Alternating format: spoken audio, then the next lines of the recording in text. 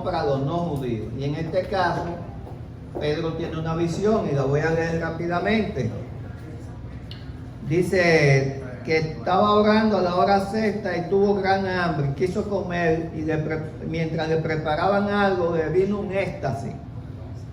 Y vio el cielo abierto, que descendía algo semejante a un gran lienzo que atado de las cuatro puntas era bajado a la tierra, en el cual había de todos los cuadrúpedos, terrestres y reptiles y aves del cielo.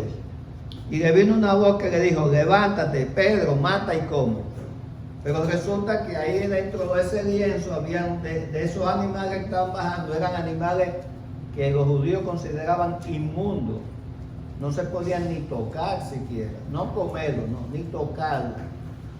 Y esta visión, él le dice: levántate, Pedro, mata y come. Y él le dice: Señor, no, porque ninguna cosa común o inmunda he comido jamás.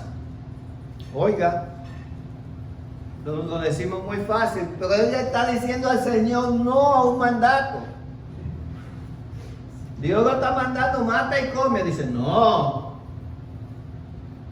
¿Qué semejanza tenemos con nosotros? ¿Cuántas veces el Señor nos habla y decimos: Señor, no es posible eso? ¿Cómo yo voy a hacer eso?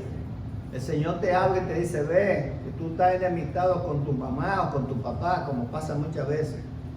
Reconcíliate con él. No, si eso que me ha hecho, además no me va a querer entender. Y rechazamos lo que el Señor nos manda.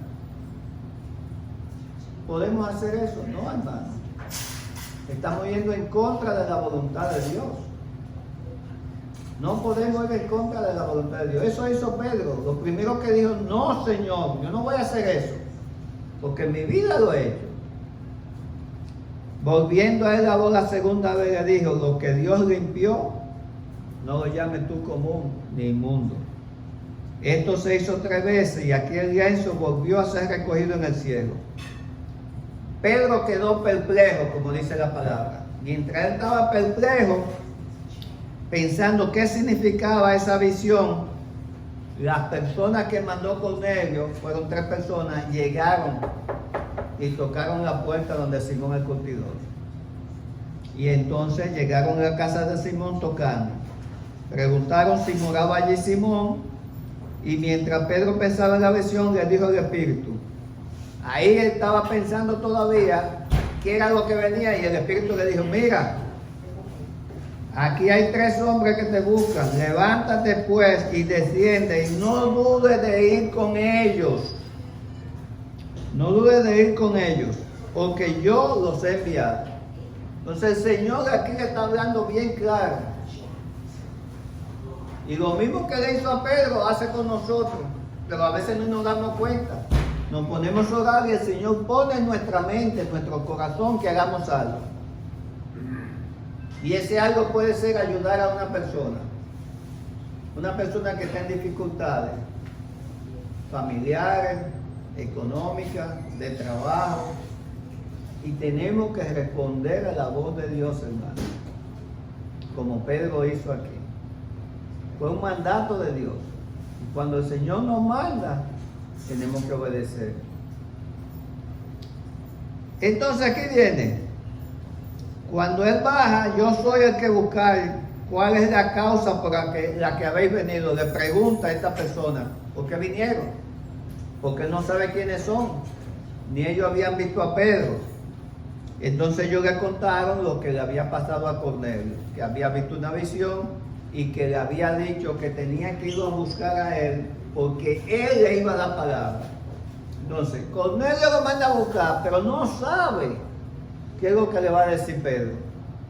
Y Pedro va a donde Cornelio sin saber lo que quiere Cornelio. Fíjense. Pero es el Espíritu Santo que va dirigiendo todo, porque el Espíritu Santo es el que dirige todos nuestros actos, hermanos. Si nosotros andamos en los caminos de Dios, siempre el Espíritu Santo va a estar ahí presente para dirigirnos. Y estaba dirigiendo a Pedro y estaba dirigiendo a Cornelio. Estaba uniendo todas las cosas para un acontecimiento muy grande que algunos llamaron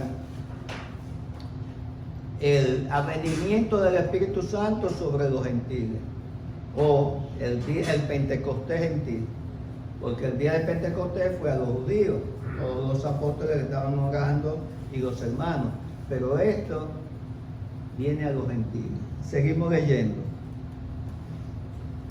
Entonces levantándose se fue con ellos, y se fueron algunos hermanos de Jope con él. Es el versículo 23. 24. Al otro día llegaron a Cesarea, donde estaba Cornelio, que era un centurión romano, donde este hombre tenía gran influencia en su familia y en su amistad, porque era un centurión, era una persona de renombre en ese lugar. Recuérdense que Cesarea era donde estaba el gobierno romano, donde estaba Pilato y donde estaban todos los funcionarios romanos. Ahí era que estaban en esa ciudad. Cuando entraron a Cesarea, vieron que Cornelio había estado esperando, convocado a sus parientes y amigos más íntimos. Fíjense, él dijo, no, aquí vienen a hablar algo de mí. ¿Y quién le dijo que invitara a sus amigos y a sus familiares? El Espíritu Santo. Algo grande iba a ocurrir, él no sabía. Quizá él había oído hablar de Jesús, seguro que sí, porque de Jesús hablaba todo el mundo. Pero ¿qué conocimiento tenía? ¿Qué conocimiento tenía de lo que había predicado Juan el Bautista? Algo de conocimiento tenía, pero tenía temor de Dios. Y él dijo, yo quiero participar con esto a mi familia, de lo que viene. Él se imaginaba, pensaba, sentía en su corazón de que algo iba a suceder. Y por eso invitó a todos sus amigos y a su familia. Cuando Pedro entró, salió con él a recibirle, versículo 25, y entonces hizo algo que hacían los paganos, se postró a sus pies y lo adoró. Dijo, sí, pónganse a pensar, hermano, hay una visión que le dice, busca ese hombre, y él ve que viene ese hombre, él dice, tiene que ser alguien grande, alguien poderoso, un Dios, algo ha pasado. Y Pedro, ¿qué hizo? Se agachó y lo levantó y le dijo, no me puedes adorar, porque yo también soy un hombre como tú, no soy un ángel. ¿Quién les recuerda esa escena a ustedes? En Apocalipsis, a ver quién se recuerda. Juan, cuando se postró frente al ángel. Cuando a Juan, el ángel se le apareció a Juan y él se postró y adoró. Le dijo, no me puedes adorar a mí. Solo a Dios es que se adora. Y eso es una enseñanza para nosotros. En estos días estuvimos hablando con varias personas sobre problemas que ocurren en las iglesias y tuve una noticia muy mala, no voy a hablar de ella ahora, sobre una iglesia muy mala, muy mala. Y decíamos que incluso algunos hermanos idolatran a sus pastores. Y eso trae complicaciones en la iglesia. Lo que diga el pastor, eso es. No piensan que si el pastor se puede equivocar, no. Lo que diga el pastor. Y me gusta lo que dice nuestro pastor, que lo dice muy claro. Yo soy un hombre igual que ustedes. Y como hombre todos somos pecadores. Entonces, al único que se adora y se idolatra es a Dios, hermano. Nadie más. Y no hablemos de gente de la calle, hay personas que idolatraron aquí en el astro del fútbol, Maradona, y ahora idolatran a Messi, idolatran de fútbol, de béisbol, políticos, gente que se mata por un político, dan su vida por ellos. Adorar solo a Dios. Pedro le levantó diciendo, levántate, pues yo también soy hombre. Y hablando con él entró y halló a muchos que ya se habían reunido. Y aquí Pedro mete una pata bien grande. Y a mí me pasó eso en Santo Domingo. Y les dijo, versículo 28, oigan lo que dice Pedro. Armando me invita a su casa. Y yo llego y digo esto. Tú sabes, Armando, cuán abominable es para mí como dominicano juntarme con un mexicano. Eso fue lo que le dijo Pedro. Qué abominación yo venía a tu casa. Por Dios. ¿Y qué recibimiento es eso? ¿Qué ustedes dirían? Oye, espérate. Por ahí mismo, mira, ahí está la puerta, sigue por ahí mismo. Eso fue lo que hizo Pedro. Y eso nos da una enseñanza de cómo nosotros debemos actuar cuando vamos a predicarle a una persona que no conoce al Señor. No podemos decir, bueno, mira, yo voy a hablar contigo, tú eres prostituta, y yo con la prostituta ni me quiero que se me pegue nada. O eres esto. No, hermano. Lo que tenemos que hablar con esa persona es de Cristo, no de nuestros sentimientos, no es de nuestros deseos, sino de la palabra de Dios. Entonces Él corrige, después que Él dice eso. Sabéis cuán abominable es para un varón judío juntarse o acercarse a un extranjero, pero a mí me ha mostrado Dios que a ningún hombre llame común o inmundo. Por lo cual, a ser llamado vine sin replicar. Así que pregunto, ¿por qué causa me habéis hecho venir? Él recapacita y dice, bueno, yo vengo porque Dios me ha mandado. Y por algo me ha mandado el Señor. Cuando el Señor nos manda algo es por alguna razón, hermano. Ya he dado el testimonio aquí cuando un hermano brasileño, él, que había venido a Estados Unidos y me llegó a mi oficina y me dice, Rafael, me vengo a despedir porque ya me regreso a Brasil. ¿Te vas, hermano? Sí, es algo. Bueno, está hablando ahí y de repente el Espíritu Santo me dice, háblale de perdón. Y él está frente a mí, yo digo, bueno, pero ¿de qué le voy a hablar? Pero háblale del perdón, háblale del perdón. Cuando yo comencé a hablar, le dije, bueno, estábamos hablando de diferentes cosas y metido del Padre Nuestro.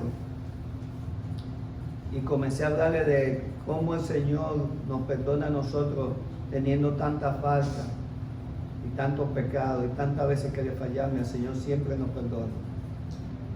Y ese hombre comenzó a llorar de una forma tan fuerte que el director y otros hermanos que estaban en la oficina me preguntaban, porque estaba llorando con la cabeza baja, en voz alta, que qué pasaba, y yo decía que yo no sabía lo que pasaba, porque la verdad no sabía. Hasta que él confesó, hermano, tú sabes todo lo que me ha hecho mi esposa, acompañada de mis hijos, cómo me han dejado en esta situación económica tan mala, que me quitaron todo. Y hoy yo tengo mi pasaje para irme para Brasil, pero antes de irme a Brasil ya lo tengo ya todo preparado para ir a matarlos a los tres. Iba a matar a su esposa y a sus dos hijos, lo mataba y se iba para el aeropuerto para irse para su país. Si yo no hubiera respondido a la voz del Espíritu Santo en ese momento que me dijo, háblale del perdón,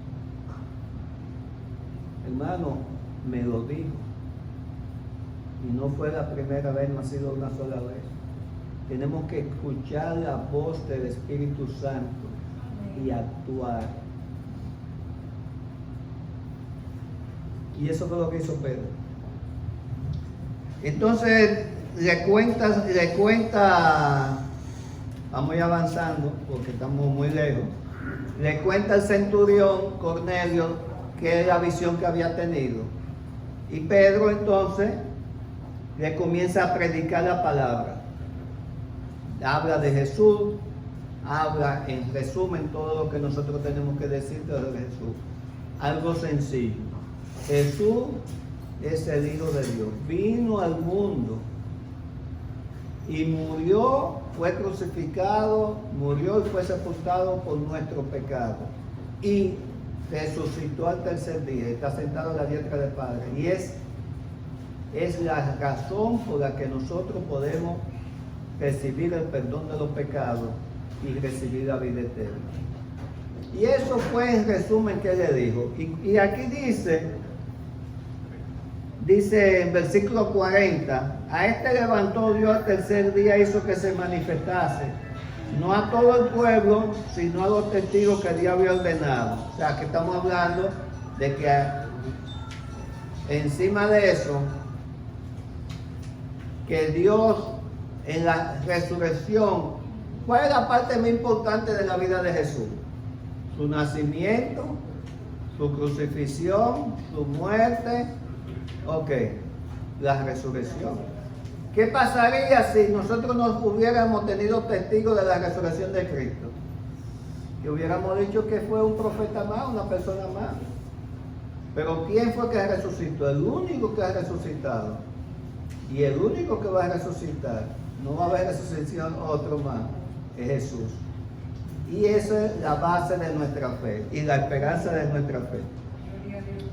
Entonces, ¿qué dice? Versículo 44. Mientras aún hablaba Pedro esta palabra, el Espíritu Santo cayó sobre todos los que oían el discurso. Y los fieles de la circuncisión, o sea, los hermanos que habían ido con él desde Jope, quedaron atónitos de que también sobre los gentiles se derramase el don del Espíritu Santo, porque los oía que hablaban en lengua y que magnificaban a Dios. Oigan, ellos pensaban que para los gentiles no había salvación, recuerden eso. Pero resulta que cuando ellos estuvieron, adelante hermana, cuando ellos estuvieron en Samaria, los hermanos que creyeron en Cristo no recibieron el Espíritu Santo de una, sino fue cuando fue Pedro y le impuso la mano y recibieron el Espíritu Santo. Pero aquí estos gentiles que no tenían prácticamente ningún conocimiento, resulta que cuando oyendo el discurso de Pedro, el Espíritu Santo cayó sobre ellos y lo bautizó y lo llenó del Espíritu Santo. Todo en un mismo momento. Es algo extraordinario, no se ve en ningún otro lugar, pero sucede. Yo he estado en lugares en que se ora por una persona para conversión e inmediatamente lleno del Espíritu Santo y comienza a hablar en otras lenguas. No es lo más común, pero sí sucede y sucedió aquí. Y aquí cambió todo el panorama. Por eso dicen que es el Pentecostés de los no gentiles, de los no judíos, el Pentecostés de los gentiles, porque fue la primera vez que se consigna en la palabra de que los gentiles recibieron el Espíritu Santo y que ellos podían ser salvos también. Y eso trajo todo un revuelo en la iglesia. No hay accesión de personas para Dios. Decía con mi sobrino ayer, porque parece que en su congregación son muy influenciados por los judíos, que algunos judíos piensan que no, que ellos son los únicos salvos y todavía lo siguen pensando. Yo soy heredero de la promesa y yo le dije, solamente es salvo el que cree en el Señor Jesucristo, no importa que sea americano, judío, musulmán, alemán, de ningún país, de ninguna raza. Si tú no crees en el Señor Jesucristo y lo declaras como Señor y Salvador tuyo, tú no vas a ser salvo. Se lo digo a cualquiera. ¿O hay alguien que pueda ser salvo sin conocer a Jesús y declararlo su Señor y Salvador? No hay, hermano. Y eso tenemos que tenerlo bien claro. Porque así como había judaizantes en aquella época, todavía lo hay ahora. Yo he oído a pastores que cuando hablan de Israel pienso que están hablando que todos los judíos son como Jesús. ¿En serio? Y no es así. Todos tenemos que convertirnos al Señor. No importa de qué etnia seamos. Entonces pasamos a la siguiente parte. Dijimos que el ministerio de Felipe, el ministerio de Pedro y Cornelio, y ahora saltamos un poquito atrás. Vamos a ver el ministerio de Pablo o Saulo de Tarso. ¿Cuál es la diferencia entre Saulo y Pablo? Saulo de Tarso y Pablo. ¿Cómo se cambió el nombre? Estuve buscando el artículo de de cómo se cambió el nombre. Simplemente en Hechos habla de un momento Saulo, que era Pablo. Entonces ahí dice que es el mismo. Pero estuve buscando las raíces y algunos dicen que como él era romano y él había nacido en Tarso, que adoptó el nombre de Saulo en latín. Pero yo busco el nombre de Saulo en latín y no es Pablo, sino es un nombre romano. Pero eso no importa. El asunto es que Saulo de Tarso se convierte en Pablo. Y después viene otra cosa. Ahora, el enemigo más grande que tuvo la iglesia se llamó Saulo de Tarso. No había nadie como él. Él se fue más allá. Dice, él cumplía su deber de perseguir a los cristianos porque él consideraba que eran un peligro para la religión judía. Y lo era en verdad, porque la dejaba atrás, la desmentía, ¿verdad? ¿Estamos en una fiesta o qué? Entonces, yo recuerdo, por mi casa, en una época había la tropa de la policía de choque, antidisturbios se llamaban, eran los cascos blancos, y eran temidos en el pueblo. Y había un vecino nuestro que vivía como a media cuadra de mi casa, era alto, fuerte, un buen policía, grandote y fuerte. Y él se pasaba de las rayas, porque todos llegaban y salían, bajaban y eran a palo, no había otra cosa que hacer. Pero él era especial. Él iba en la puerta, eran unos vehículos que eran abiertos atrás totalmente. Entonces tenían en el bote del carro algo para agarrarse. Y él iba en la esquina agarrado. Y cuando llegaba al sitio que iban a dar palo, él no esperaba que el vehículo se parara. Él se tiraba corriendo y era el primero que comenzaba a dar palo. Así era Pablo, Saulo de Tarso. Era el primero que estaba dando. Se pasaba de sus funciones, iba más allá. Y vamos a ver 1 y 2 del capítulo 9 de Hechos, versículo 1 y 2 nada más. Saulo, respirando aún amenazas y muerte contra los discípulos del Señor, vino al sumo sacerdote y le pidió cartas para las sinagogas de Damasco. Aparece ahí. ¿Cuándo aparece Saulo por primera vez? ¿Quién se recuerda? Que aparece en la Biblia. Cuando cuidan los abrigos de los que mataron a Esteban. La ropa no eran abrigos. La túnica. Sí, muy bien, perfecto. Dice, eso está en el 7:58. Dice que cuando iban a apedrear a Esteban, oiga, quizá ustedes no se habían dado cuenta. De hecho, yo ni lo había entendido bien hasta hace poco. Cuando iban a apedrear a Esteban, para poderlo apedrear con ligereza y sin ningún tipo de contratiempo, se quitaban la ropa. Entonces la ropa, todo lo que iban a apedrearlo, se quitaban la ropa y la pusieron en un montoncito. Y quien la cuidaba era Saulo de Tarso. Ahí es que aparece Saulo por primera vez. Segunda vez, capítulo 8, versículo 3. 8:3 de Hechos. Estamos hablando de quién era Saulo de Tarso antes de conocer a Cristo. 8:3.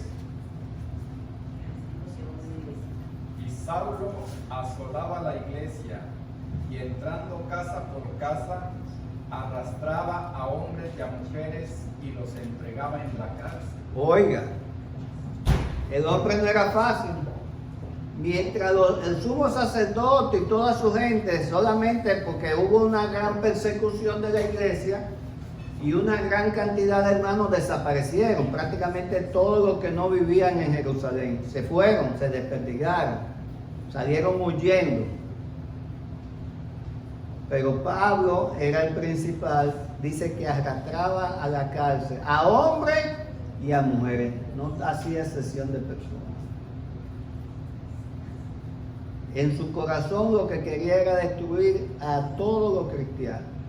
Vamos más adelante, 9, 1 y 2. 9, 1 y 2. ¿Otra vez? 9, ya lo leímos, ¿verdad? Sí. Saulo, respirando aún amenaza y muerte contra los discípulos del Señor, vino a su sumo sacerdote y le pidió carta para la sinagoga de Damasco. O sea, él dijo, no nos quedamos aquí. Yo supe, me dijo la CIA, el M16, el Mossad, que algunos se fueron para Damasco, así que yo voy para allá a buscarlo, denme carta, porque no podía ir a Damasco a coger a nadie preso. Entonces le dieron una orden de arresto, coge a todo lo que tú tienes autoridad. El odio que él tenía por el camino, el nuevo camino, solo mencionar a Jesucristo. ¿Usted sabe cuál es la base del odio que él tenía? ¿Qué decíamos y qué decimos nosotros? Que el único camino para llegar al Padre es Jesucristo. Y eso era lo que más lo molestaba a él. Dice, ¿cómo que Jesús? ¿Y quién es Jesús? Porque nunca podían reconocer ellos que Jesucristo era el Hijo de Dios. Pasamos, 22. Hechos 22, versículo 4. Estamos hablando de quién era Saulo de Tarso. Perseguía yo este camino. Él está hablando aquí, dando un testimonio cuando fue preso. Perseguía yo este camino hasta la muerte, prendiendo y entregando en cárceles a hombres y mujeres. Repetimos, le cayó atrás todo el mundo, no importa que ya se habían ido de Jerusalén, que ya en Jerusalén no había persecución, él seguía persiguiendo a todas partes. 22, 19 y 20.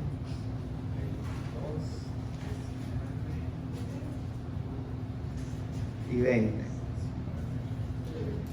Yo dije, Señor, ellos saben que yo encarcelaba y azotaba en todas las sinagogas a los que creían en ti.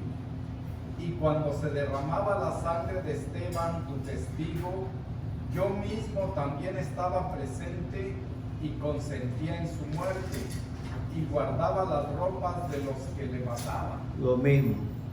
Aquí estamos hablando, él está hablando de quién él era, dando su testimonio. Y nosotros lo estamos sacando en contexto para ver quién él era de tan gran perseguidor que era de la iglesia, el más grande de todos. 20, 19 y 20. Ahora 26, 9 y 11. No vea 26, 9 y 11. Vamos a dejarlo ahí. Entonces aquí está Pablo, Saulo de Tarso, persiguiendo a los cristianos.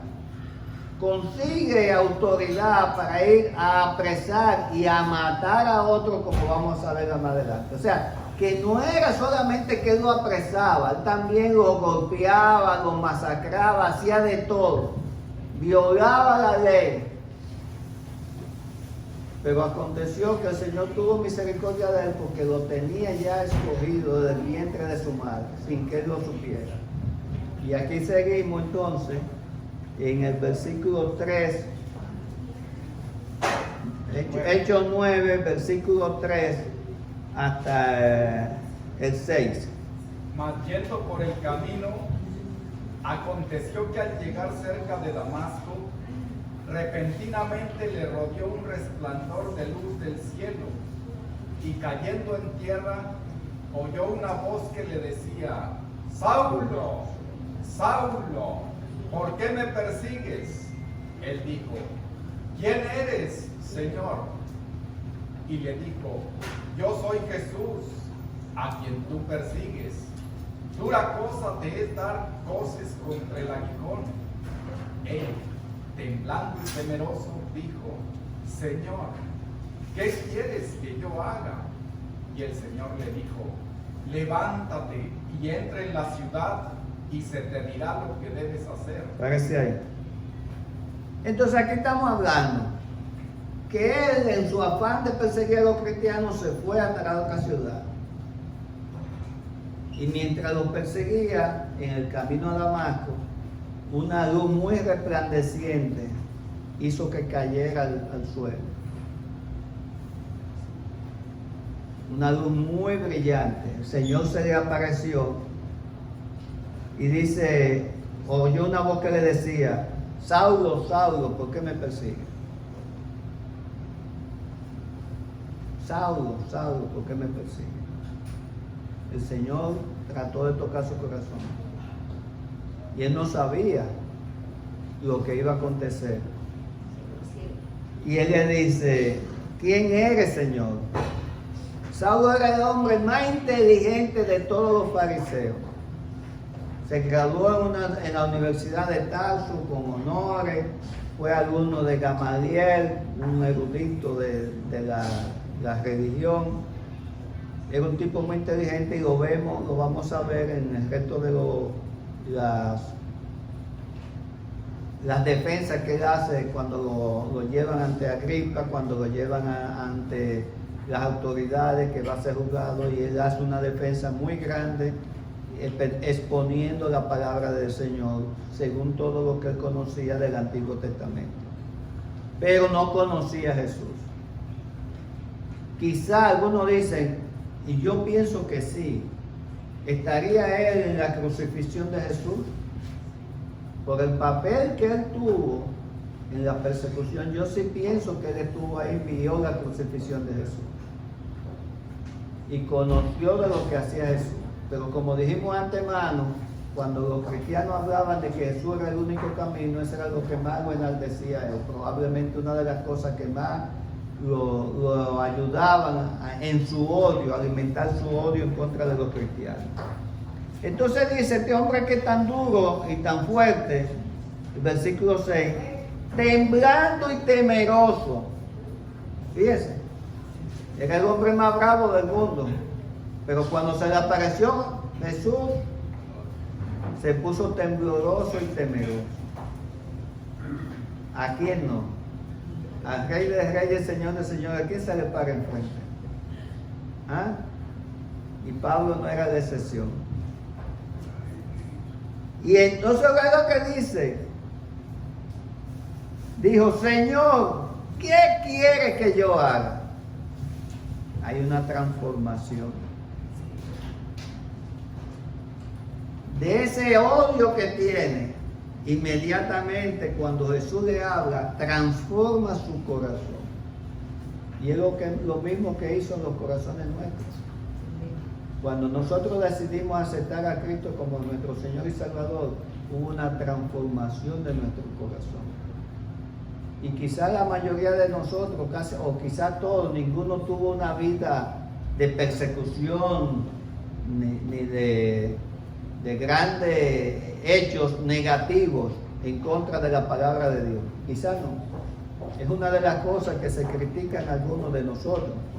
Dice, no, todos los cristianos eran bandidos, eran drogadictos, eran asesinos, eran esto, eran lo otro, y después que se cansan de cometer toda esa vagabundería, entonces viene y se arrepiente y se convierte y ahora son unos santos. No es así. La gran mayoría de nosotros ni éramos asesinos, ni éramos drogadictos, ni éramos nada de eso. Éramos personas normales que no conocíamos a Jesucristo y no sabíamos cuáles eran los mandamientos y los preceptos que Él tiene para nosotros. Esa es la realidad. Pero Él dice, ¿qué quiere que haga? En ese momento, Él está aceptando al Señor. Porque ya le está diciendo, mándame, tú eres mi Señor. Siga más adelante. Y el Señor le dijo, y los hombres que iban con Saulo se pararon atónitos, oyendo a la verdad la voz, mas sin ver a nadie. Entonces Saulo se levantó de tierra y abriendo los ojos, no veía a nadie. Así que, llevándole por la mano, le metieron en Damasco, donde estuvo 3 días sin ver y no comió. Parece. ¿Qué sucede? Que cuando está sucediendo todo esto y él está oyendo la voz, lo que andaban con él, dicen, porque lo dice más adelante en Hechos, oían, dice que no oía aquí, pero más adelante dice que oían algo, el mismo Pablo lo dice, pero no entendían lo que decían. Ellos no veían nada, como no lo veía Pablo, pero no entendían lo que decían. ¿Y qué le sucedió en este hecho? Que quedó ciego. Sus ojos físicos se cerraron para que se abrieran sus ojos espirituales. Se abrieron sus ojos espirituales y en ese momento él aceptó a Cristo. Y él pidió a Cristo que le dijera qué tenía que hacer. Y Cristo, hablándole, le dice lo que tiene que hacer. Entonces dice, llevándole por la mano, le metieron en Damasco, porque por supuesto no podía ver. Y allí estuvo 3 días sin ver y no comió ni bebió. ¿Por qué no comió ni bebió? A ver, ¿nadie sabe? Pero ¿qué es lo que está haciendo cuando dice que no comió ni bebió? Está ayunando. ¿Y para qué ayunamos, hermano? Ayunamos para que nuestro espíritu crezca y nuestra carne se debilite. Eso fue lo que él hizo. Él estaba totalmente confundido, no sabe lo que le está pasando, ni sabe lo que le espera. Dice que no sé, queda ciego encima de eso.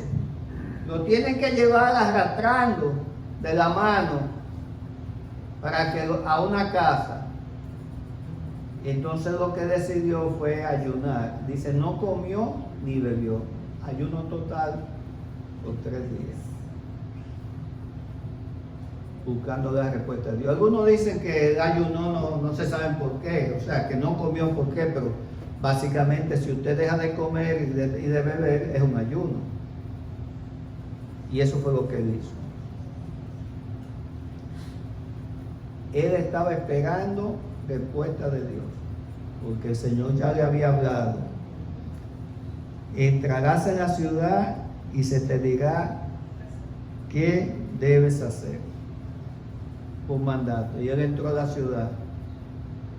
Y así como él hizo, y el Señor lo usó tan grandemente, el Señor espera que nosotros hagamos lo mismo cuando Él nos habla, hermano. El Señor nos manda a hacer algo, tenemos que hacerlo.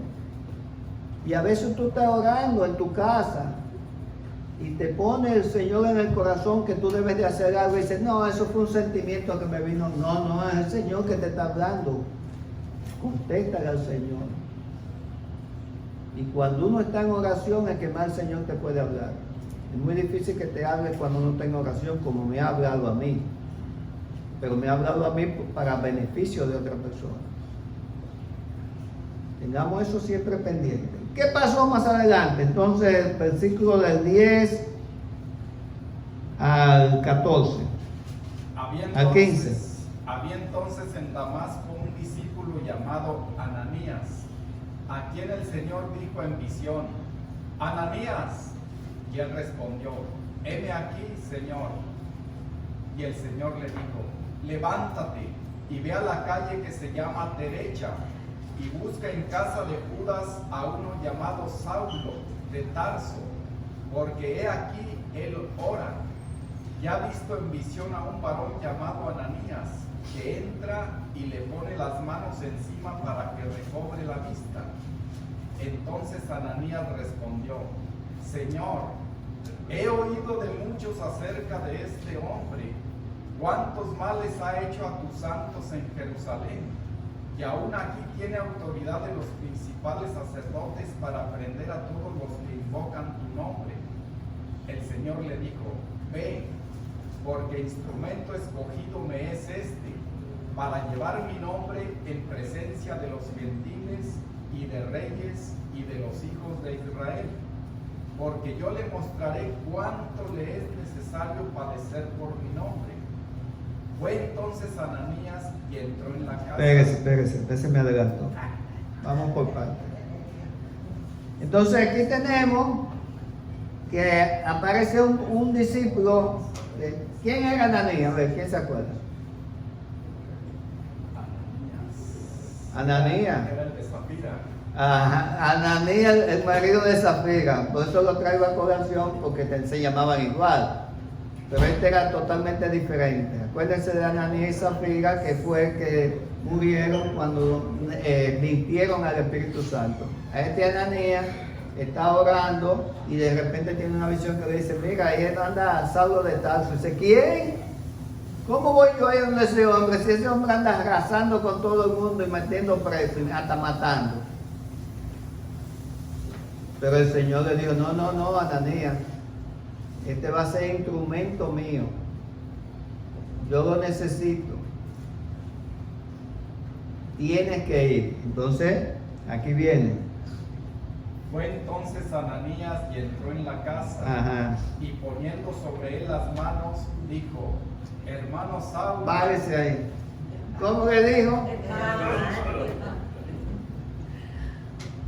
¿Quién le dijo a Ananías que le dijera hermano? El Espíritu Santo. ¿Cómo te le va a decir un hermano que anda, un tipo que anda matando gente por donde quiera? Pero ahí es que está la demostración de que el Espíritu Santo estaba actuando directamente. Acuérdense, lo preparó Ananías para que fuera a orar por Pablo. Siga leyendo. Hermano Saulo, el Señor Jesús, que se te apareció en el camino por donde venías, me ha enviado para que recibas la vista y seas lleno del Espíritu Santo. Y al momento le cayeron de los ojos como escamas, y recibió al instante la vista, y levantándose fue bautizado, y habiendo tomado alimento, recobró fuerzas. Y estuvo Saulo por algunos días con los discípulos que estaban en Damasco. Parece ahí. Entonces, hermano Saulo, y le dice: el Señor que se te apareció en el camino a Damasco. ¿Por qué le diría eso? Pensaban que había otro Señor en el camino. Le está diciendo que él sabe lo que le sucedió, porque Saulo no le ha contado qué le ha pasado. Él va y llega y le dice: el Señor que se te apareció en el camino. Y me imagino que Saulo dijo: ¿y este cómo lo sabe? Porque es el Espíritu Santo que le hablaba a Ananías lo que ha pasado y lo que tiene que hacer. Y simplemente Ananías fue, oró por él, fue lleno del Espíritu Santo y fue bautizado. ¿Bautizado en agua o en el Espíritu? En agua. Fue bautizado en las dos cosas. Fue bautizado primero en el Espíritu y después, lo dice claro, y al momento le cayeron de los ojos como escamas, o sea, recobró la visión y recibió la vista, y levantándose fue bautizado. ¿Necesitaba ser bautizado él? Quizá no, pues ya había recibido incluso la llenura del Espíritu Santo. Cuando él cayó a tierra, que habló con Jesús, ahí él recibió la regeneración. Ahí fue sellado con el Espíritu Santo, como somos todos sellados en el Espíritu Santo cuando recibimos a Cristo como Señor y Salvador. Y en este momento, cuando Ananías ora por él es lleno del Espíritu Santo para ser capacitado y darle poder para el ministerio que el Señor le había encomendado, que ya tenía preparado para él. Y él se bautiza para demostrar a los demás, como todos nosotros cuando nos bautizamos, de que nosotros hemos hecho un convenio con el Señor de que le vamos a servir y que Él va a ser nuestro Señor y Salvador. Para ese es el bautismo. Es una expresión externa.